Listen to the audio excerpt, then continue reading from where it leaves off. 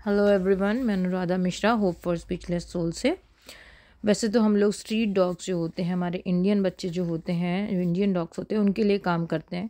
But कई बार कुछ cases ऐसे आ जाते हैं कि हम चाहकर भी मना नहीं कर पाते उनको, जिसका एक एग्जांपल आपके सामने है, ये आपको बताएंगे अभी। हमारे पास इसके डॉगी थे, उसके गलती से क्रॉस हो गए, तो ये अब हम पे ठीक नहीं हो पा रही। इसके पैर खराब है चारों। तो अनुराधा मैम से बात हुई है, हम यहाँ छोड़ के जा रहे हैं इसको।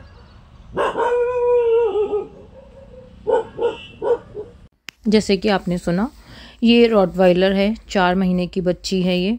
और ये जिनके पास थी उनके पास इसका मेल फीमेल दोनों है। और वो अब कैसे क्रॉस हो गया, गलती से क्रॉस हो गया, बातें तो हमें नहीं पता। देखो, सिंपल सी बात है, जब मेल फीमेल साथ में रखें तो ऑब्वियस सी बात है क्रॉस होंगे। तो वो क्रॉस हुआ और उनके जब बच्चे पैदा हुए, उनमें से एक बच्चे की ये हालत है कि उसके चारों पैर टेढ़े हैं। जिस समय पे ये हमारे पास आई थी उस समय ये खड़ी भी नहीं हो सकती थी, मतलब उसका बॉडी पूरा ज़मीन से लगा हुआ था और चारों पैर एकदम टेढ़े, और ये चल भी नहीं पा रही थी।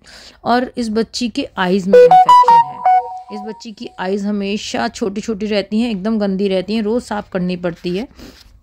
हमने नोटिस किया जब बच्ची चल रही है वो इधर उधर थोड़ा सा टकरा रही है, उसको समझ नहीं आ रहा है।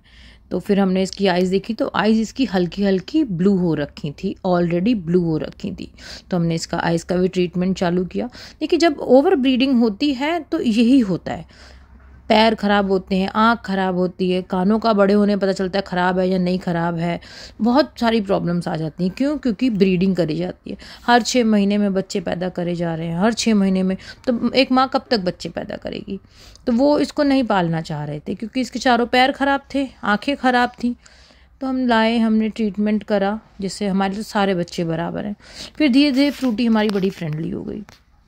अब फ्रूटी चलती है। फिर हमने इसको चेक करने के लिए कि इसको प्रॉपर दिख रहा है या नहीं दिख रहा है, तो हमने इसकी थोड़ी सी एक्सरसाइज वगैरह भी करवानी शुरू करी, क्योंकि फ्रूटी को उसकी ब्रीड के अकॉर्डिंग एक्सरसाइज चाहिए, उसका खेल चाहिए। सिंपल सी बात है।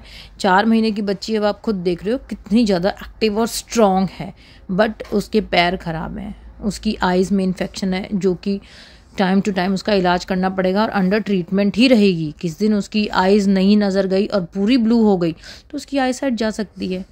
बट अब हमारे अंडर फ्रूटी है और हमारे अंडर ही रहेगी, क्योंकि हमने बोला था अगर वो बच गई, उसकी जान भगवान ने बख्श दी और वो थोड़ी बहुत भी सही होगी, फ्रूटी हमारे पास ही रहेगी। तो फ्रूटी हमारे यहाँ की परमानेंट मेंबर है। 4.5 महीने की बच्ची हो गई है। अब उसको दिख रहा है, प्रॉपर दिख रहा है, पर ट्रीटमेंट उसका 100% चलता रहेगा। फ्रूटी भागती है, अपने चारों पैरों पे दौड़ती है।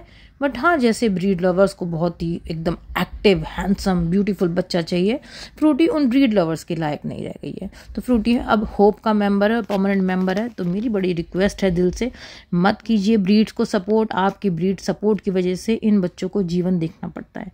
अगर मैं इसे नहीं लेती या मैं इसकी इसकी रिस्पॉन्सिबिलिटी लेती तो क्या होता? वो लोग तो नहीं पालते, फिर क्या होता? मर्सी किलिंग ही होती ना। तो एक बच्चा धरती पे आया और उसको मार दिया गया जस्ट बिकॉज कि वो बिल्कुल परफेक्ट पैदा नहीं हुआ और उसमें उसकी कोई गलती भी नहीं है। गलती है जो ब्रीड लवर हैं, जिनको ब्रीड्स चाहिए, जिनकी वजह से उसकी माँ से ओवर ब्रीडिंग करके बच्चे पैदा करवाए जा रहे हैं, और वो बच्चे जब खराब पैदा हो रहे हैं उनको मार दिया जा रहा है। तो कहीं ना कहीं उस हत्या के जिम्मेवार हम लोग भी हैं, जिनको ब्रीड्स की ज़रूरत है। मुझे मत गिनिएगा हम लोगों में, क्योंकि मैं एक एनिमल लवर हूँ और मेरे लिए सारी दुनिया के बच्चे एक बराबर हैं। पर आप समझें, ये बाहर के बच्चे हैं, इनको वहाँ का एटमॉस्फेयर, वहाँ का वेदर समझ में आता है, हमारे यहाँ का नहीं। तो please don't support breed. Thank you.